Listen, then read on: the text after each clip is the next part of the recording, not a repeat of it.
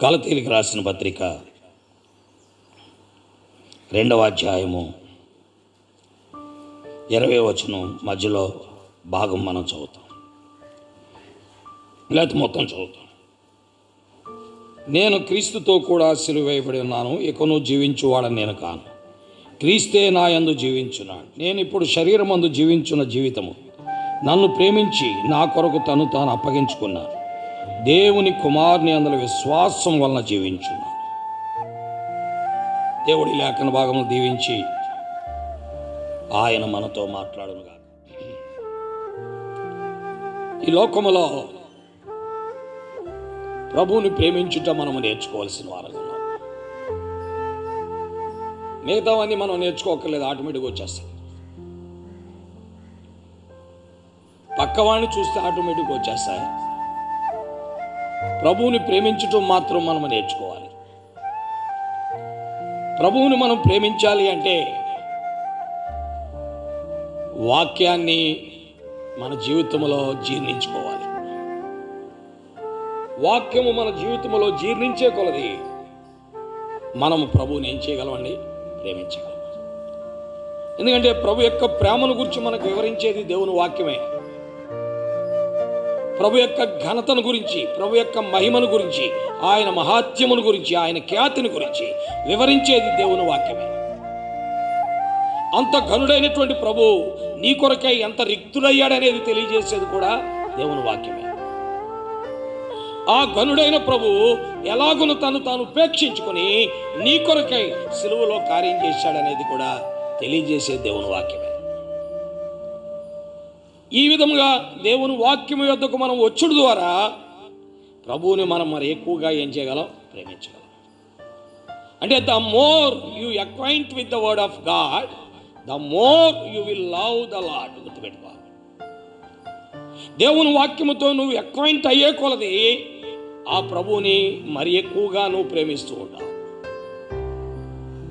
దేవుని వాక్యముతో నువ్వు సంబంధం తగ్గిపోయే కొలది ప్రభు ప్రేమ కూడా నీలో ఏమైపోతుంది? తగ్గిపోతుంది. చాలామంది వెనకబడిపోయేది, దేవుని యొక్క సాన్నిధ్యానికి దూరం అయిపోయేది. చాలామంది దేవుని నుండి దూరం అయిపోయేది. చాలామంది దేవుణ్ణి వెంబడించలేకపోయేది. కారణం ఏంటి అంటే దేవుని వాక్యముతో వారికి సంబంధము తగ్గిపోవడం బట్టే. కాబట్టి ఒక పెద్ద దైవజనుడు చెప్పిన మాట ఇది, the more you acquaint with the word, the more you will love the Lord. ప్రభువుని ఏం చేస్తారు? చాలా మంది యవనస్తులు ప్రభువుని సరిగ్గా అర్థం చేసుకోకపోవడం కారణం they don't understand the word of God. వాక్యమును సరిగ్గా అర్థం చేసుకోకపోవడం, వారు సరిగ్గా ప్రభువును ప్రేమించలేకపోవడానికి, సరిగ్గా ప్రభువును వెంబడించలేకపోవడానికి, సరిగైన రీతిలో ప్రభు కొరకై జీవించలేకపోవడానికి కారణం ఏంటంటే వారు సరైన రీతిలో దేవుని వాక్యాన్ని గ్రహించకపోవడం. కాబట్టి అపోస్తులైన పౌలు ప్రభువుని ప్రేమించడానికి కారణం ప్రభువు బాగా అర్థమయ్యాడు తనకి. ప్రభువు తనకు బాగా అర్థమయ్యాడు కాబట్టి ప్రభువుని తను ఏం చేయగలుగుతున్నాడండి? ప్రేమించగలుగుతున్నాడు. ప్రియమైన దేవుని బిడ్డలారా, అందుకనే ప్రభువును ప్రేమించడానికి మళ్ళీ మనమే సిద్ధం చేసుకోవాలి. అందుకనే చెప్పాం, మొట్టమొదటి వర్తమానంలోనే చెప్పాను ఏంటంటే నీవు వాక్యమును బాగా ప్రేమించే కొలది రక్షకుడిని ప్రేమిస్తావు. రక్షకుడిని ప్రేమించే కొలది రక్షకుడి యొక్క నివాస స్థలం కొరకై సిద్ధపడతాం. ఇవి మొదటి వర్తమానంలోనే మనం మాట్లాడుకున్నాం. మనము దేన్ని ప్రేమించాలనే దానిలో చెప్పాం. దేన్ని ప్రేమించాలి? You must love the scriptures. The more you love the scriptures, the more you love the saviour. రక్షకుడు నువ్వు ప్రేమిస్తావు. లేఖనాలను ప్రేమించే కొలది రక్షకుడిని ప్రేమిస్తావు. రక్షకుడిని ప్రేమించే కొలది రక్షకుడుండే స్థలం కొరకై కనిపెడతావు. ఎందుకంటే that is the sanctuary of God, holy sanctuary of God. దేవుని యొక్క నివాస స్థలం అది, దేవుని యొక్క పరిశుద్ధ స్థలం అది, లేక దేవుడు నివసించే స్థలం అది. దాన్నే దావీదేమన్నా అంటే నీ నివాస మందిరమును, నీ తేజో మహిమ నిలుచు స్థలమును నేను ప్రేమించుచున్నాను. కాబట్టి లేఖనాలను ప్రేమించే కొలది రక్షకుని ప్రేమిస్తాం. రక్షకుడిని ప్రేమించే కొలది రక్షకుడి యొక్క ఆ నివాస స్థలం, పరిశుద్ధ స్థలం కొరకై వేచి ఉంటాం, దాని కొరకై ఆతృత పడతాం. ఈనాడు దేవుని యొక్క పరిశుద్ధమైన నామము ఎడల మనకి ఈ జీలు తగ్గిపోవడానికి కారణం ఏంటంటే లేఖనములు మనం ప్రేమించకపోవడం. అంతేకాదు, నీవు లేఖనాలను ప్రేమించే కొలది పాపులను కూడా ప్రేమిస్తావు. గుర్తుపెట్టుకోండి, you will love the sinners. వారిలో ఉన్న పాపాన్ని ప్రేమించావు, కానీ వారిని మాత్రం నువ్వేం చేస్తావు? ప్రేమిస్తావు. వారిని ప్రేమిస్తావు, వారిలో ఉన్న పాపాన్ని ప్రేమించావు. దేవునికి ఉండే హై క్లాస్ క్వాలిటీ అదే. He loves the sinners but he doesn't love the sin. ఆయన పాపులను ప్రేమిస్తాడు, కానీ పాపిని మాత్రం ఆయన ఏం చేయండి? ప్రేమించడు. పాపులను ప్రేమిస్తాడు, పాపమును మాత్రం ప్రేమించడు. కాబట్టి he loves sinners but he doesn't love the sin.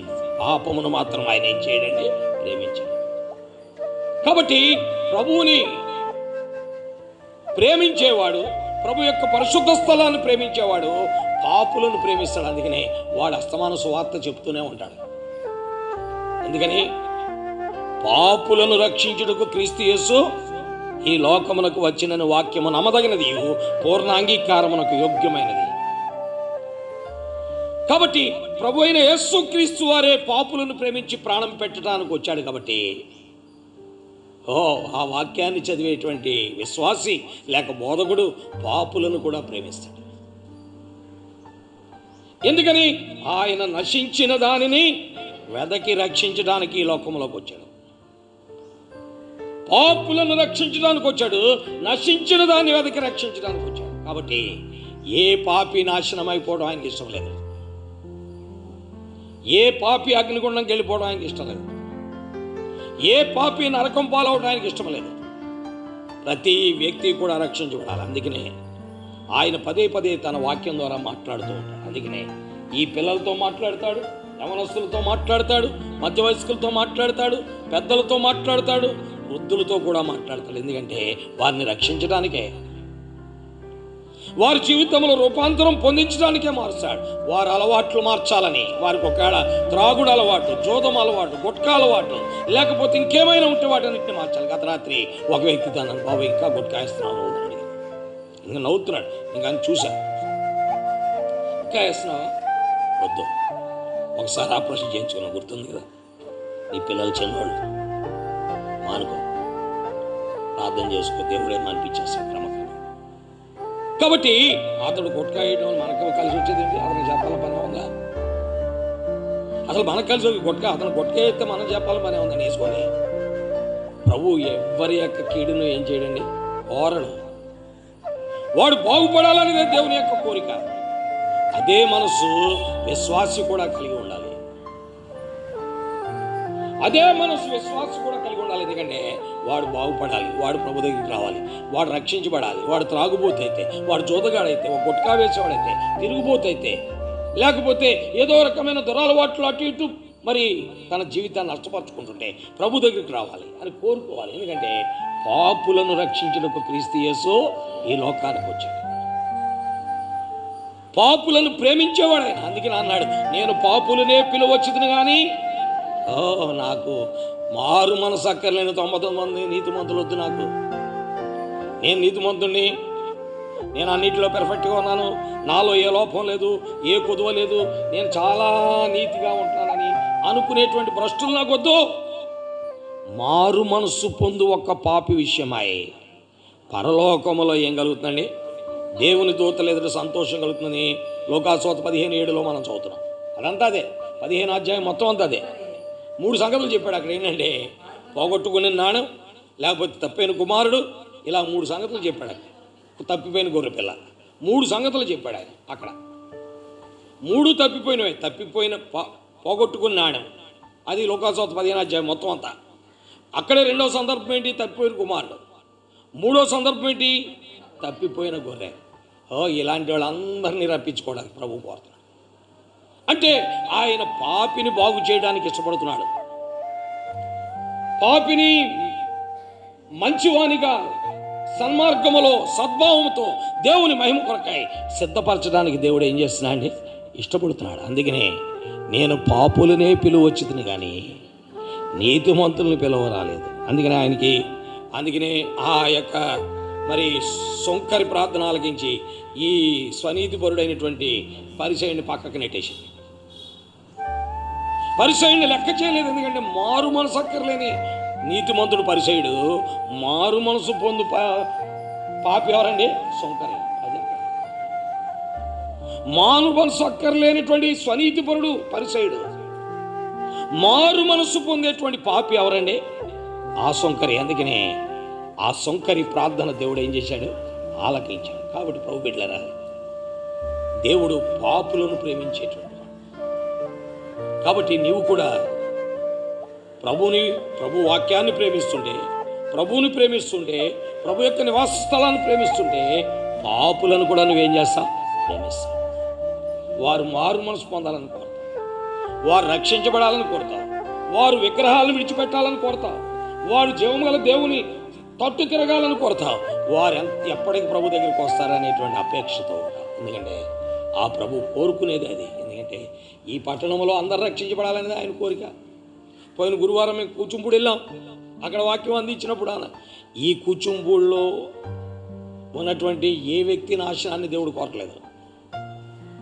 ఏ వ్యక్తి నాశనాన్ని దేవుడు ఏం చేయలేదు, కోరలేదు. ఎందుకంటే మనుషులందరూ కూడా రక్షణ పొంది సత్యాన్ని కూర్చున్న అనుభవం, అంత ఘోర దుర్మార్గుడు కావచ్చు, లేకపోతే భయంకరమైన విగ్రహారాధకుడు కావచ్చు, అందరినీ కోరుతున్నాడు ఆయన. మీరు అందరూ రక్షించబడాలన్నదే, ఆయన దగ్గరికి రావాలన్నదే.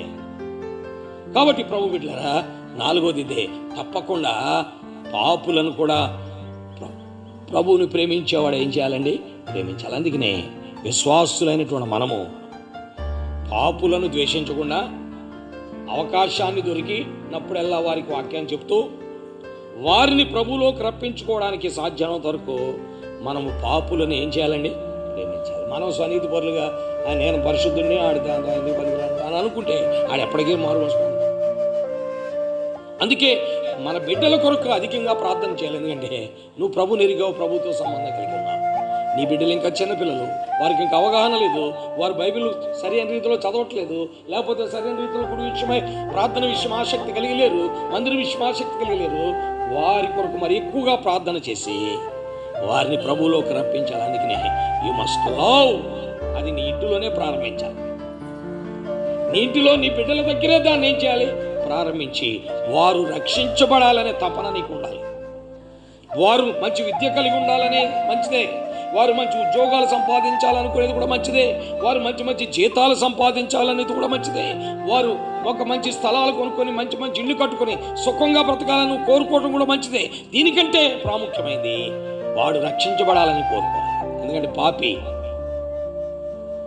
వాడు పాపి కాబట్టి వాడు ఏం చేయబడాలని? రక్షించబడాలి. వాడు రక్షణలోనికి రావాలి. దీని కొరకై తల్లిదండ్రులైనటువంటి మనము మన బిడ్డల కొరకు ఏం చేయాలని?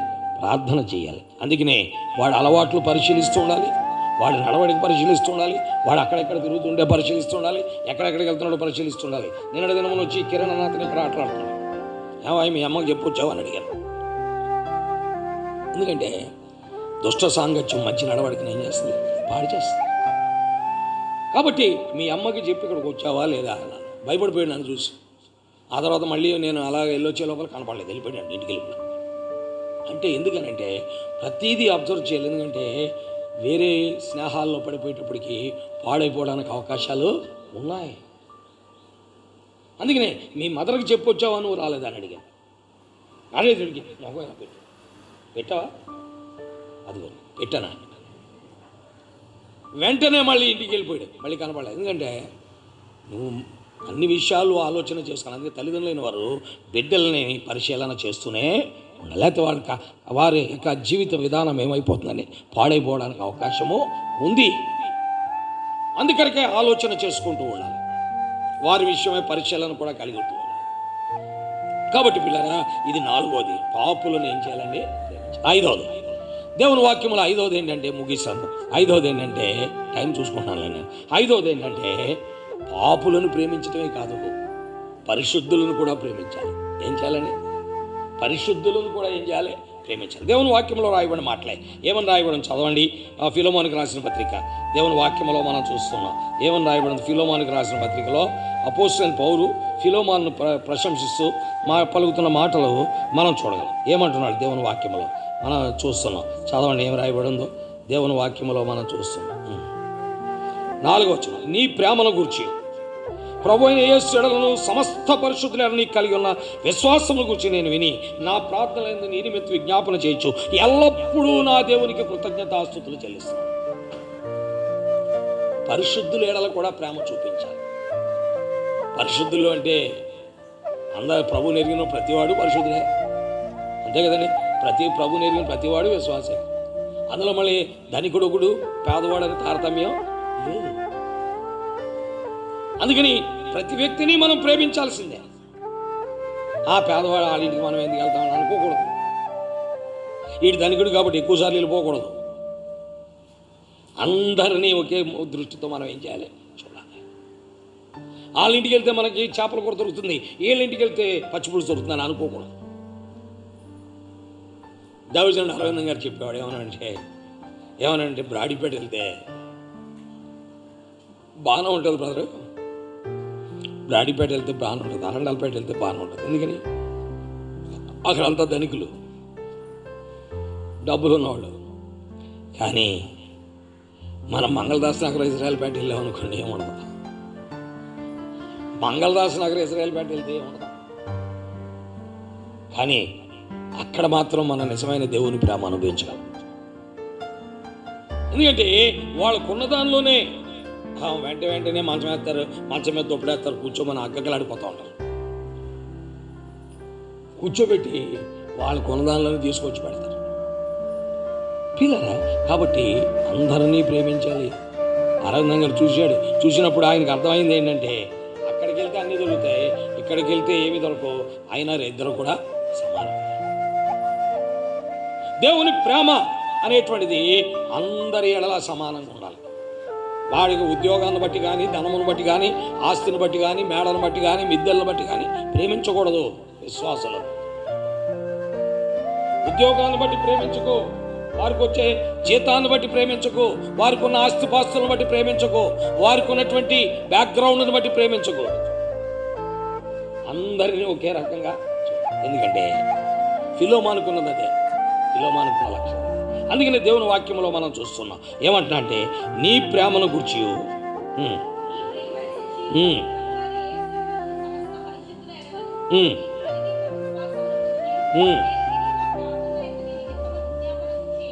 కాబట్టి దేవుని పరిశుద్ధమైన నామం పేరిట ఈ విధముగా దేవుణ్ణి ప్రేమించుట్లో, దేవుని ప్రేమలో ముందుకెళ్ళుట్లో మనం ఉండాలి, పరిశుద్ధులు ఎడల.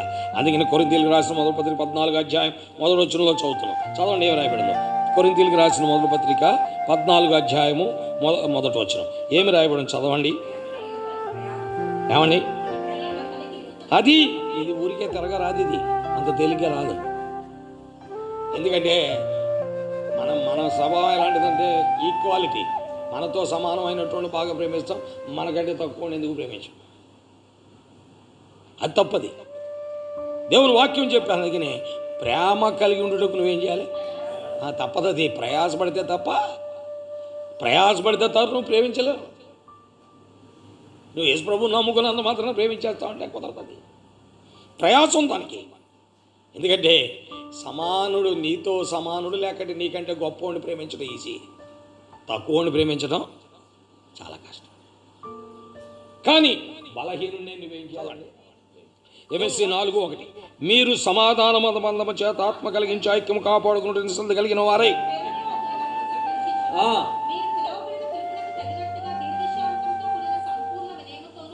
కాబట్టి ఇప్పుడు ప్రేమలో దీర్ఘశాంతం సహనం కూడా అవసరం. ఎందుకంటే ఆడు దుర్మార్గుడు మామూలుడు కాదు, విశ్వాసే కానీ మామూలుడు కాదు,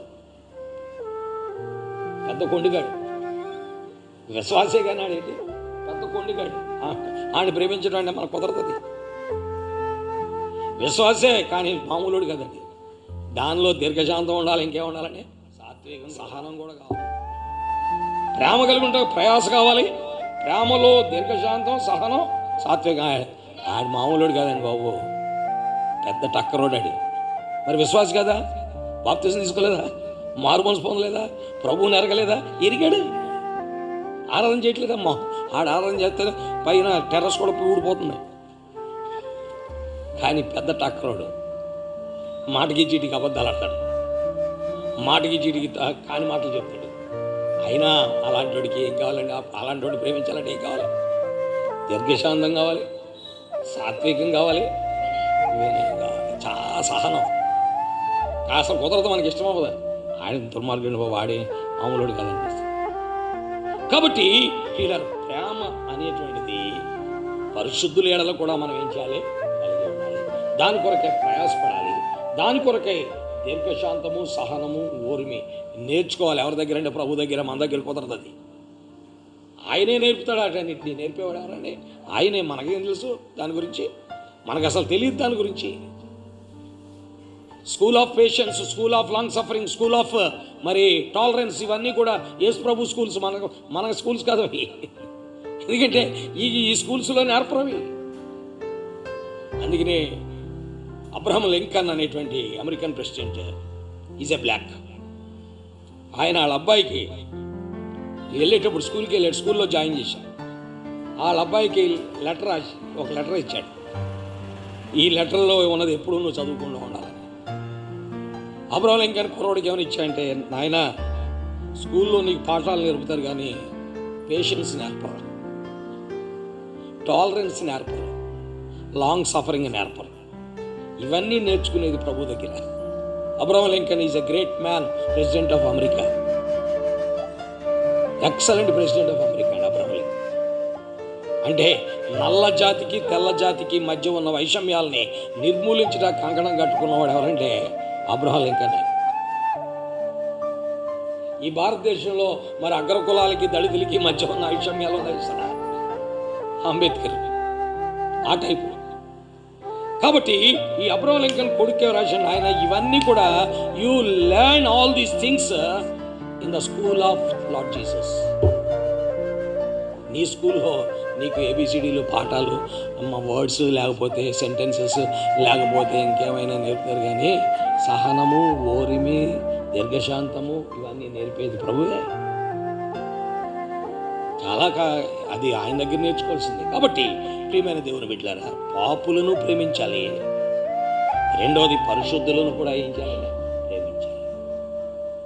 వారిలో అవకతవకలు ఉంటాయి, ఉండకుండా ఉండవు. వారిలో కొన్ని ఉంటాయి, లోపాలు ఉంటాయి, కొరతలు ఉంటాయి, కొదులు ఉంటాయి. ఎందుకంటే మనం ఎవరో పరిపూర్ణలో కాదు. అలాగని చెప్పేసి నువ్వు ప్రేమించడం మానైతే దేవుడికి విరోధం అవుతుంది. దేవునికి విరోధం. నేను దేవునికి విరోధం, మనం దేవునికి విరోధం. అందుకనే ప్రభు యొక్క ప్రేమను మనం ఏం చేయాలండి? కలిగి ఉండాల్సిందే. దేవుని వాక్యం సెలవిస్తున్నటువంటి ఈ విధంగా 5 సంగతులు. నన్ను ప్రేమించిన వారిని ప్రేమించటం అంటే ఈ 5 నేర్చుకోవాలి. ఏంటది? ఆయన వాక్యమును ప్రేమించుట, రెండోది రక్షకుడిని ప్రేమించుట, మూడోది రక్షకుడు నివాస స్థలాన్ని ప్రేమించుట, నాలుగోది పాపులను ప్రేమించుట, ఐదోది పరిశుద్ధులను ప్రేమించుట. ఐదోది ఏంటండి? పరిశుద్ధులను ప్రేమించుట. ఈ లక్షణాలు కలిగి ప్రభువును మనం వెంబడించాలి. ప్రియులారా, ఇలాగున కనుక ప్రభువులో మనం ఉండగలిగితే దేవుడు తప్పకుండా మనకు కావలసినవన్నీ ఇస్తాడండి. ఆయన తప్పకుండా మనకు సహాయం చేస్తాడు. దేవుని వాక్యం ద్వారా మనం చూస్తాం. ఎందుకంటే అతడు నన్ను ప్రేమించుచున్నాడు కనుక నేను అతన్ని ఏం చేస్తాను? తప్పిస్తాను. ఏ ప్రమాదము నుండి అయినా, ఏ ఆపద నుండి అయినా, ఏ సమస్య నుండి అయినా, ఏ ఇరుకు నుండి అయినా, ఏ ఇబ్బంది నుండి అయినా, నీ కుటుంబంలో ఏర్పడే ఏ సమస్య నుండి అయినా, లేక నీ బిడ్డల మధ్యలో, నీ కుటుంబంలో వారి భవిష్యత్తును గురించి ఏ రకమైన పరిస్థితినైనా తప్పించగలిగిన వాడు ఆ ప్రభు ఒక్కడే. ఎందుకంటే అతడు నన్ను ప్రేమించుచున్నాడు కనుక నేను అతన్ని తప్పించాను. కాబట్టి ప్రభువుని ప్రేమిద్దాం, మనము తప్పించబడదాం. అంతే కదండి? ప్రభువుని ప్రేమిద్దాం, మనకు కలిగే ఆ రకమైన పరిస్థితుల నుండి మనం ఏం చేయబడదాం? తప్పించబడదాం. కాబట్టి దేవుని యొక్క లేఖనాలు మనకు బోధించేది ఏంటంటే 91:14 ఇది కీర్తన గ్రంథం 91:14 అతడు నన్ను ప్రేమించున్నాడు కనుక నేను అతనిని ఏం చేస్తానని? తప్పిస్తాను. నేను అతను తప్పిస్తాను. అతను నన్ను ప్రేమిస్తాను. నిజంగా పూర్ణ ఉదయముతో, పూర్ణాత్మతో, పూర్ణ శక్తితో, పూర్ణ బలముతో అతడు కనుక నన్ను ప్రేమిస్తే నేను అతన్ని తప్పిస్తానండి. దేవుని వాక్యములో తప్పించాడా ఎవరినైనా? దేవుడు తప్పించాడు. చాలా సంగతులు చెప్పాను, ఇప్పుడు ఇంకొకటి చిన్న చెప్పి ముగిచ్చేస్తాను. ఏంటంటే అబ్రహాము ఎవరండి? అబ్రహాముతో దేవుడు ఏమన్నాడే, నీకొక్కడైన కుమారుడు, నువ్వు బహుగా ప్రేమించున్న నీ కుమారుడిని మోరియా దేశానికి తీసుకెళ్ళి ఆ పర్వతాల్లో ఒక పర్వతం మీద నా కొరకు దానబలి అర్పించాను. ఇప్పుడు తేలిపోతే దేవుణ్ణి ప్రేమిస్తున్నాడో లేదో, దేవుని వాక్యాన్ని ప్రేమిస్తున్నాడో లేదో, దేవుణ్ణి ఎంతవరకు వెంబడిస్తున్నాడో లేదో తేలిపోద్ది. అందుకని దేవుడి పరీక్ష పెట్టాడు, అబ్రహాము పెట్టాడు. అది ఈ మధ్యాహ్నం 12ంటికి చెప్పాడు అనుకుందాం ఉదాహరణకి. ఈ మధ్యాహ్నం 12ంటికి చెప్పాడు, అది 10ంటికి చెప్పాడండి. ఎందుకంటే నీకొక్కడైన కుమారుని, బాగా ప్రేమించిన కుమారుని మోరియా దేశాన్ని తీసుకెళ్ళి ఆ పర్వతాల్లో పర్వతం మీద నాకు దహన బలి అర్పించమని చెప్పాడు. అబ్రహాముకి అప్పటి నుండి మనసులో ఆలోచనలు ఎక్కువైపోతాయి. ఏమి ఆలోచనలు? లేక పుట్టాడు. ఇప్పుడు దేవుడు అబద్ధికుడా లేక నేను అబద్ధికుడా? లేక దేవుడు మాట తప్పేవాడా లేక నేను మాట తప్పేవాడు? ఎందుకంటే ఆయన అన్నాడు ఇస్సాకు వలనైనదే నీ సంతానం అని. మళ్ళీ ఏంటిది మధ్యలో ఈ కార్యక్రమం ఏంటి? ఇస్సాకు వలనైనదే నీ సంతానం అన్నావు కదా. 17 అధ్యాయం 17 వచనం చదవండి. ఆదికాండం 17 చదువు, చదవండి. 17 ఆదికాండం 17 చదవండి. అప్పుడు అబ్రహాము సాగిలపడి 17 అప్పుడు అబ్రహాము సాగిలపడి నవ్వి 100 ఏండ్ల వానికి సంతానం కలిగిన 90 ఏండ్ల శారా కనునా అని తన మనస్సులో అనుకున్నాడు అబ్రహాము. తర్వాత 19 ఇప్పుడు చదవండి. దేవుడు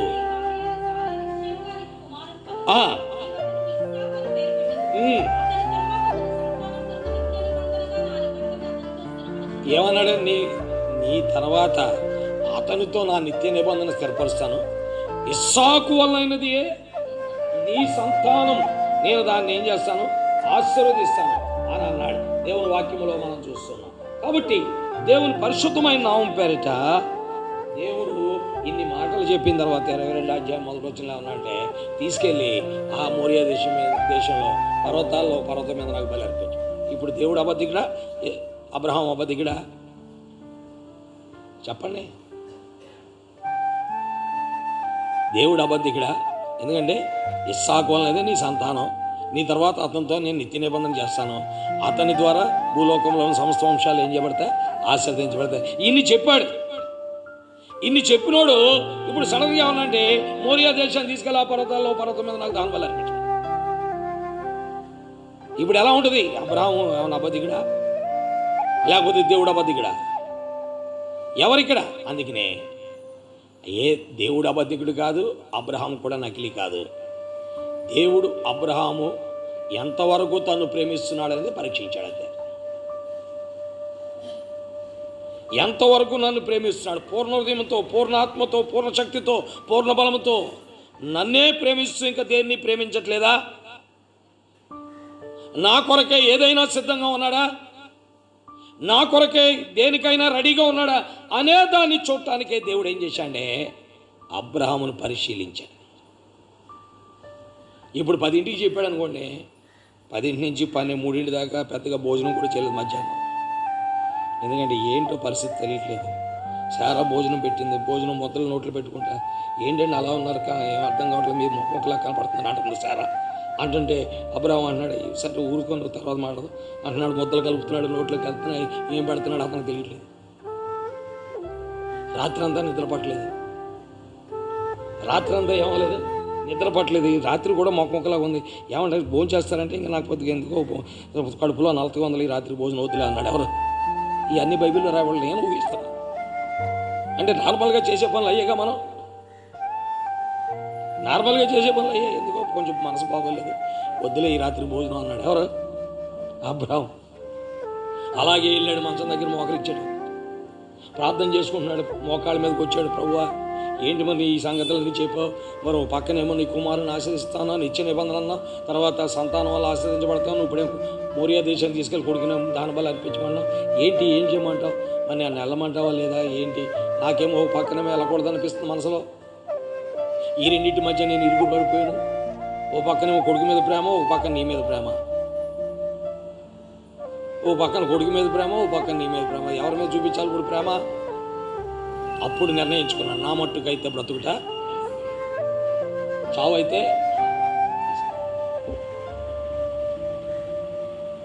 నా ప్రభువును ప్రేమించుట్లో దేన్ని అడ్డొచ్చినా నేను వదలను, తీసేస్తా. నా ప్రభువు నాకు ముఖ్యం. నా ప్రభువుకు వ్యతిరేకంగా నా జీవితంలో ఏదొడ్డొచ్చినా నేను పడగొడతా, దాన్ని నేను తొలగించుకుంటా అని నిర్ణయించుకుని తెల్లవారినప్పుడు 2 దాసుల్ని, గాడిదను, కట్టెలను తీసుకుని ఎక్కడికి వెళ్ళాడండి? మోరియా దేశానికి వెళ్ళాడండి. 22 అధ్యాయంలో మనం చదువుతున్నాం. 4వ వచనంలో మనం చూస్తాం. 3వ వచనం, తెల్లవారినప్పుడు అబ్రహాం లేచి లోపల డిసైడ్ అయిపోయాడు. ఆంతర్యంలో లోపల డిసైడ్ అయిపోయాడండి. ఏమని డిసైడ్ అయిపోయాడు? నా కొడుకు కంటే ప్రభువే ముఖ్యం.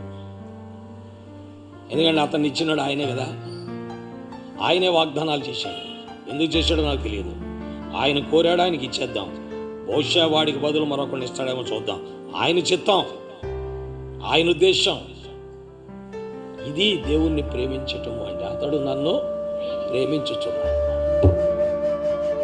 అంటే ప్రభువును ప్రేమించుట్లో నీకు మరలా రిజర్వేషన్స్ ఉండకూడదు, నాకు ఉండకూడదు, మనకెవరు. ఆయన ప్రేమించుట్లో నీకు కానీ, నాకు కానీ, మనకు కానీ ఎవరికి రిజర్వేషన్స్ ఉండకూడదు. దేవుని వాక్యములో మనం చూస్తున్నాం. ఇప్పుడు బయలుదేరి వెళ్ళిపోయాడు. మధ్యలో ఇస్సాకు అడిగాడు, ప్రభు నాన్నగారు అన్నీ ఉన్నాయి కానీ గొర్రె పిల్ల లేదన్నాడు. డోంట్ వర్రీ, గొర్రె పిల్లని ఎవరు చూసుకుంటారు? ఆయన చూసుకుంటాడు. 8వ వచనం అదే చదవండి. ఏమన్నాడు?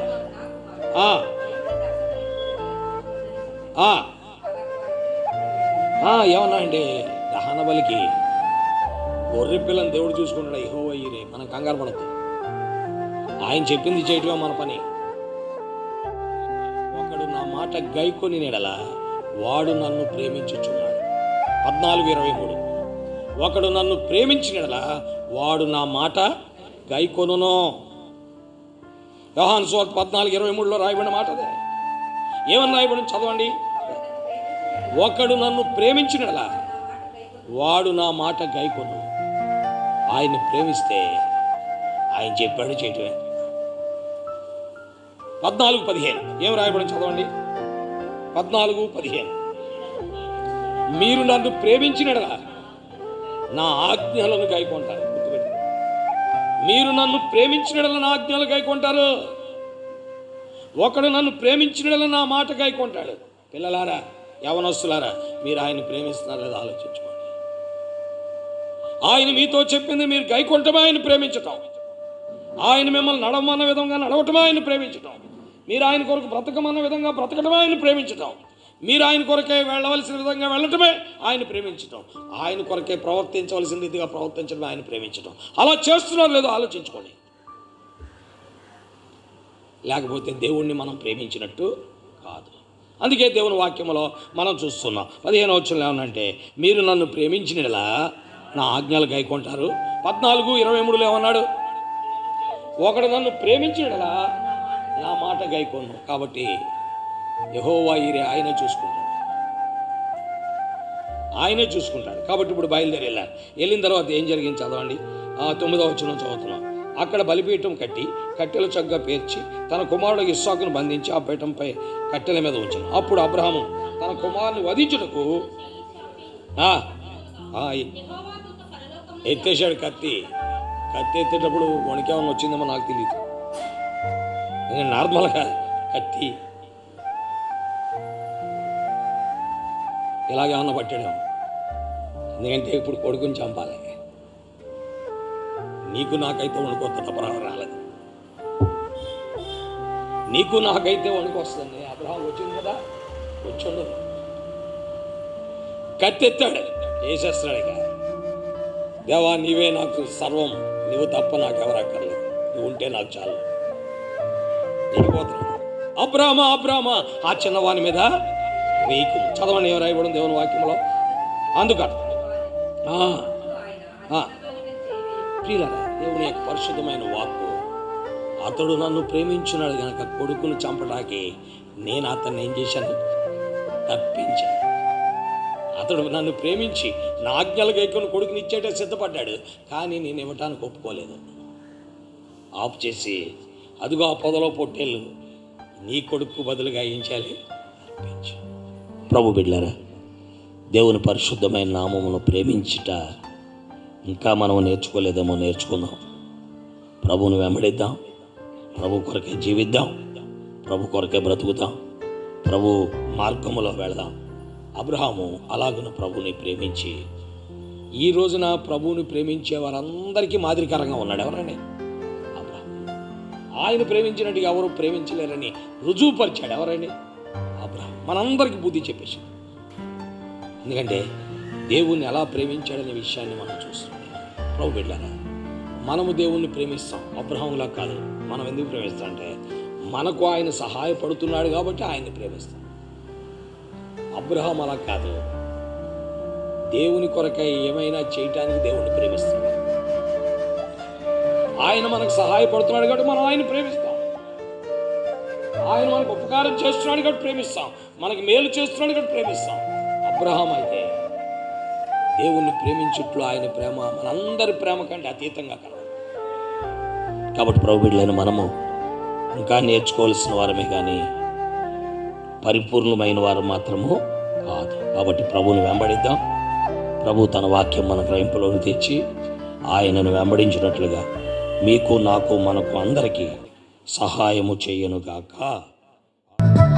అంధకార జీవిత